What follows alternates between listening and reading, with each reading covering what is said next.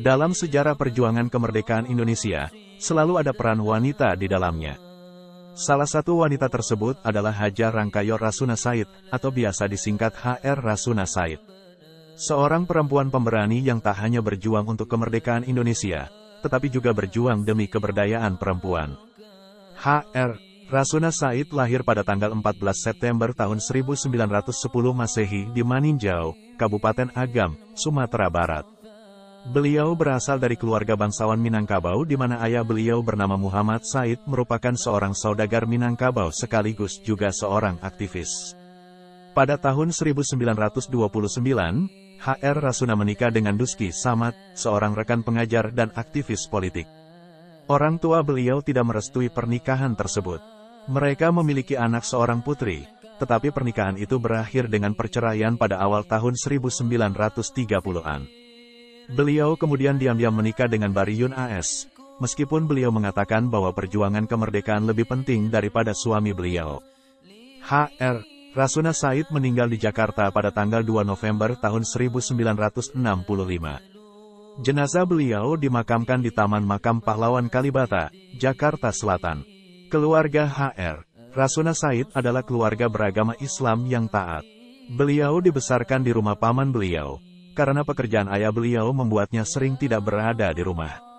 Tidak seperti saudara-saudara beliau, beliau bersekolah di sekolah agama, dan kemudian pindah ke Padang Panjang, di mana beliau bersekolah di Dinia School, yang menggabungkan mata pelajaran agama dan mata pelajaran khusus. Setelah menamatkan jenjang pendidikan sekolah dasar, SD, HR Rasuna Said remaja dikirimkan sang ayah untuk melanjutkan pendidikan di pesantren Ar-Rasyidiyah. Saat itu, beliau merupakan satu-satunya santri perempuan. Beliau dikenal sebagai sosok yang pandai, cerdas, dan pemberani. HR Rasuna Said kemudian melanjutkan pendidikan di Diniyah Putri Panjang, dan bertemu dengan Syekhah Rahmah El-Yunisiyah. HR Rasuna Said sangatlah memperhatikan kemajuan dan pendidikan kaum wanita. Beliau sempat mengajar di Diniyah Putri sebagai guru. Namun pada tahun 1930, HR Rasuna Said berhenti mengajar karena memiliki pandangan bahwa kemajuan kaum wanita tidak hanya bisa didapat dengan mendirikan sekolah, tetapi harus disertai perjuangan politik. HR Rasuna Said ingin memasukkan pendidikan politik dalam kurikulum sekolah Diniyah School Putri, tetapi ditolak. HR Rasuna Said kemudian mendalami agama pada Haji Rasul atau Dr. Kiai Haji Abdul Karim Amrullah yang mengajarkan pentingnya pembaharuan pemikiran Islam dan kebebasan berpikir yang nantinya banyak mempengaruhi pandangan HR Rasuna Said. Kontroversi poligami pernah ramai dan menjadi polemik di ranah Minang tahun 1930-an. Ini berakibat pada meningkatnya angka kawin cerai. HR Rasuna Said menganggap kelakuan ini bagian dari pelecehan terhadap kaum wanita. Guru beliau, Dr. Kiai Haji Abdul Karim Amrullah, Kiai Haji Mokhtar Yahya, Dr. Kusuma Atmaja. Awal perjuangan politik HR Rasuna Said dimulai dengan beraktivitas di Sarekat Rakyat, SR, sebagai sekretaris cabang.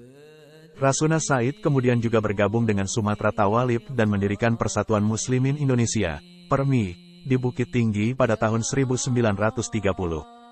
HR Rasuna Said juga ikut mengajar di sekolah-sekolah yang didirikan PERMI dan kemudian mendirikan sekolah Tawalib di Padang, dan memimpin kursus putri dan normal kursus di Bukit Tinggi. HR Rasuna Said sangat mahir dalam berpidato mengecam pemerintahan Belanda. HR Rasuna Said juga tercatat sebagai wanita pertama yang terkena hukum Speekdelik, yaitu hukum kolonial Belanda yang menyatakan bahwa siapapun dapat dihukum karena berbicara menentang Belanda. Pada tahun 1926, HR Rasuna Said aktif dalam organisasi Sarekat Rakyat yang berafiliasi dengan komunis, yang dibubarkan setelah pemberontakan komunis yang gagal di Sumatera Barat pada tahun 1927. Tahun berikutnya, beliau menjadi anggota Partai Sarekat Islam, naik ke posisi kepemimpinan cabang Maninjau. Setelah berdiri pada tahun 1930, beliau bergabung dengan PERMI, sebuah organisasi berbasis Islam dan nasionalisme. Tahun berikutnya, HR Rasuna yang kembali mengajar di Padang Panjang, meninggalkan pekerjaan beliau setelah berselisih dengan pemimpin beliau karena HR Rasuna telah mengajar murid-murid beliau tentang perlunya tindakan politik untuk mewujudkan kemerdekaan Indonesia, dan pindah ke Padang, di mana pimpinan Permi bermarkas. Di sana, beliau mendirikan sekolah untuk anak perempuan. Pada tanggal 23 Oktober tahun 1932, dalam rapat umum bagian perempuan Permi di Padang Panjang, HR. Rasuna menyampaikan pidato publik berjudul, Langkah-langkah menuju kemerdekaan rakyat Indonesia, di mana beliau mengutuk penghancuran mata pencaharian rakyat dan kerusakan yang dilakukan pada rakyat Indonesia oleh kolonialisme. Beberapa minggu kemudian, dalam pidato lain di Payakumbuh di hadapan ribuan orang, beliau mengatakan kebijakan Permi adalah memperlakukan imperialisme sebagai musuh. Meski mendapat peringatan dari seorang pejabat, beliau melanjutkan dengan sekali lagi mengatakan bahwa Al-Quran menyebut imperialisme sebagai musuh Islam. Beliau memproklamirkan, kita harus mencapai kemerdekaan Indonesia, kemerdekaan harus datang. Tak lama setelah itu beliau ditangkap dan didakwa dengan menebar kebencian, menjadi wanita Indonesia pertama yang didakwa dengan spikdelik pelanggaran berbicara. Beliau kemudian dijatuhi hukuman 15 bulan penjara, yang membuat beliau menjadi terkenal secara nasional karena jejak dan hukuman beliau dilaporkan secara luas. Beliau menggunakan persidangannya untuk menyerukan kemerdekaan, dan menarik dukungan luas. Beliau dipenjara di Semarang, Jawa Tengah. Lebih dari 1.000 orang datang untuk menyaksikan keberangkatan kapal yang membawanya ke Jawa. HR. Rasuna Said sempat ditangkap bersama teman seperjuangan beliau Rasima Ismail, dan dipenjara pada tahun 1932 di Semarang. Setelah keluar dari penjara, HR. Rasuna Said meneruskan pendidikan beliau di Islamic College pimpinan Kiai Haji Mokhtar Yahya dan Dr. Kusuma Atmaja. HR. Rasuna dibebaskan dari penjara pada tahun 1934. Beliau belajar di Sekolah Pendidikan Keguguran Permi di Padang selama 4 tahun. Beliau juga bekerja sebagai jurnalis, menulis artikel yang mengkritik kolonialisme Belanda di Jurnal Sekolah Keguguran Raya. Pada tahun 1937 beliau pindah ke Medan, kemudian kembali ke Padang setelah invasi Jepang ke Hindia Belanda. Beliau ditangkap oleh Jepang karena keanggotaan dalam organisasi pro-kemerdekaan Indonesia, tetapi dibebaskan setelah waktu yang singkat karena pihak berwenang khawatir menyebabkan ketidakpuasan publik. Pada tahun 1943 beliau bergabung dengan pasukan sukarelawan militer Gyugun yang sangat nasionalis, yang telah didirikan oleh Jepang di Sumatera. Beliau membantu mendirikan bagian wanita, Hahanokai. HR. Rasuna Said dikenal dengan tulisan-tulisan beliau yang tajam. Pada tahun 1935 HR. Rasuna menjadi pemimpin redaksi di sebuah majalah, Raya. Majalah ini dikenal radikal, bahkan tercatat menjadi tonggak perlawanan di Sumatera Barat. Namun polisi rahasia Belanda, PID, mempersempit ruang gerak Rasuna dan kawan-kawan. Sedangkan tokoh-tokoh Permi yang diharapkan berdiri melawan tindakan kolonial ini, justru tidak bisa berbuat apapun. HR. Rasuna sangat kecewa. Beliau pun memilih pindah ke Medan, Sumatera Utara. Pada tahun 1937 di Medan, HR. Rasuna mendirikan perguruan putri. Untuk menyebarluaskan gagasan-gagasan beliau, beliau membuat koran mingguan bernama Menara Puteri. Slogan koran ini mirip dengan slogan Bung Karno, "Ini dadaku, mana dadamu?" Koran ini banyak berbicara soal perempuan. Meski begitu, sasaran pokoknya adalah memasukkan kesadaran pergerakan, yaitu anti-kolonialisme, di tengah-tengah kaum perempuan. HR Rasuna Said mengasuh rubrik, pojok. Beliau sering menggunakan nama samaran, Seliguri, yang konon kabarnya merupakan nama sebuah bunga. Tulisan-tulisan HR Rasuna dikenal tajam, kupasannya mengena sasaran, dan selalu mengambil sikap lantang anti-kolonial. Sebuah koran di Surabaya, penyebar semangat, pernah menulis perihal Menara Putri ini. Di Medan ada sebuah surat kabar bernama Menara Putri, isinya dimaksudkan untuk jagat keputrian. Bahasanya bagus, dipimpin oleh HR. Rasuna Said, seorang putri yang pernah masuk penjara karena berkorban untuk pergerakan nasional. Akan tetapi, koran Menara Putri tidak berumur panjang.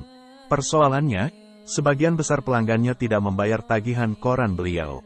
Konon, hanya 10% pembaca Menara Putri yang membayar tagihan. Karena itu, Menara Putri pun ditutup. Pada saat itu, memang banyak majalah atau koran yang tutup karena persoalan pendanaan.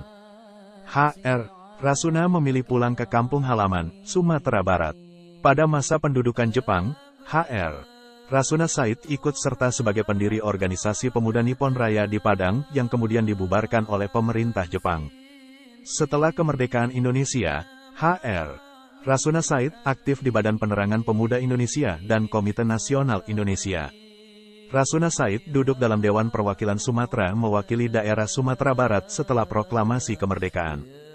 Beliau diangkat sebagai anggota Dewan Perwakilan Rakyat Republik Indonesia Serikat, DPR RI, kemudian menjadi anggota Dewan Pertimbangan Agung setelah dekret Presiden tanggal 5 Juli tahun 1959 sampai akhir hayat beliau.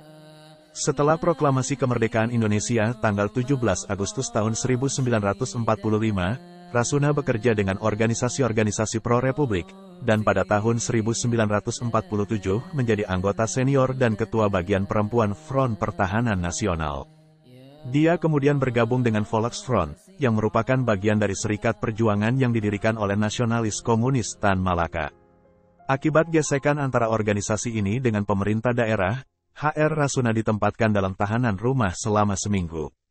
Hr. Rasuna juga pernah menjadi anggota Dewan Perwakilan Sumatera, dan pada Juli tahun 1947 menjadi anggota Komite Nasional Indonesia Pusat, KNIP, Badan Legislatif Sementara. Menjelang sidang ke-6 KNIP pada tahun 1949, ia diangkat menjadi Badan Pekerja KNIP mewakili Sumatera.